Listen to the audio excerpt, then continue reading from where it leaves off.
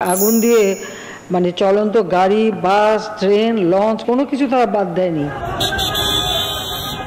বাসে আগুনের এই দৃশ্য যেন মনে করাচ্ছে 2014 সালের আগুন সন্ত্রাসের কথা। সেই নাশকতার দায় বিরোধীদের দিয়েছিলেন তখনকার প্রধানমন্ত্রী শেখ হাসিনা।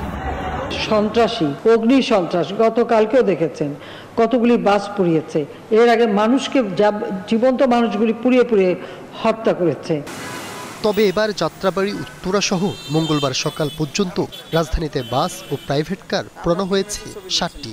ময়মনসিংহে প্রাণ গেছে চালকের। এখানেই শেষ নয়, মোহাম্মদপুরে প্রাণী সম্পদ উপদেষ্টার প্রতিষ্ঠান থেকে শুরু করে ককটেল বিস্ফোরণ হয়েছে এনসিপি কার্যালয়ের সামনেও। এ সময় দলটির কর্মীদের হাতে আটক হন 5 জন। এতে প্রশ্ন উঠেছে, এবারের অগ্নিসন্ত্রাসের পেছনে সেই আওয়ামী লীগই কিনা। আওয়ামী লীগকে আমরা টুটি চেপে ধরতে পারি নাই। আওয়ামী লীগকে আমরা কার্যত মানে এক প্রকার সাংগঠনিক কার্যক্রম নিষিদ্ধ করলেও আমরা ফ্যাসিবাদের নির্মূল করতে পারি নাই, যে কারণে আওয়ামী লীগ এই ধরনের সাহস যোগাচ্ছে। এ অভিযোগের কারণ 13 নভেম্বর শেখ হাসিনার গণহত্যার মামলার রায়ের তারিখ ঘোষণার দিন। লকডাউন কর্মসূচি দিয়েছে, কার্যক্রম নিষিদ্ধ দলটি। নাশকতা এড়াতে এরই মধ্যে প্রধান বিচারপতির বাসভবন থেকে শুরু করে আদালত এলাকায় নিষিদ্ধ করা হয়েছে সভা সমাবেশ। বহিরাগত নিষিদ্ধ ট্রাইব্যুনাল এলাকায়ও। এ অবস্থায় নিরাপত্তা নিয়ে উদ্বেগ জানাচ্ছেন নগরবাসী। এই যে রাস্তাঘাটে মারামারি, হান্দাডাঙ্গা, এগুলো তো মানে খুব রিস্কের বিষয়। যেমন আমরা রাস্তাঘাটে চলতে পারি না, এগুলো দেখলে তো নিজের কাছে ভয় লাগে। এই যে জায়গায় জায়গায় আপনার হত্যা হচ্ছে, ঠিক আছে, কিছুদিন আগে একটা মিটপুরে একটা ঘটনা ঘটে গেল, এরকম আরও ঘটনা ঘটতেছে গ্রামে কিংবা ঢাকা শহরে।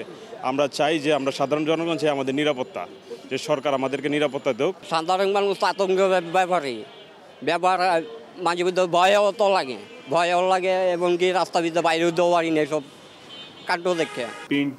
তবে 13 নভেম্বর নিয়ে সংখ্যার কোনো কারণ দেখছে না ডিএমপি।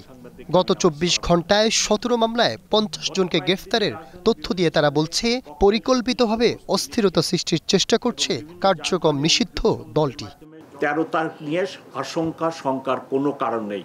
সামাজিক যোগাযোগ মাধ্যমে ব্যাপক এই সকল জিনিস আসার কারণে মানুষের মধ্যে একটা আশঙ্কার সৃষ্টি হয়েছে ঢাকাবাসীর ভিতরে। সেই আশঙ্কা দূর করার জন্যই ওনাদেরকে আমি আশ্বস্ত করার জন্যই আজকে আপনাদের সামনে উপস্থিত। এদিকে সন্ত্রাসীদের কোনো ছাড় দেওয়া হবে না বলে সতর্ক করেছেন স্বরাষ্ট্র উপদেষ্টা। সন্দেহভাজন কাউকে দেখলে দিয়েছেন পুলিশকে জানানোর পরামর্শ।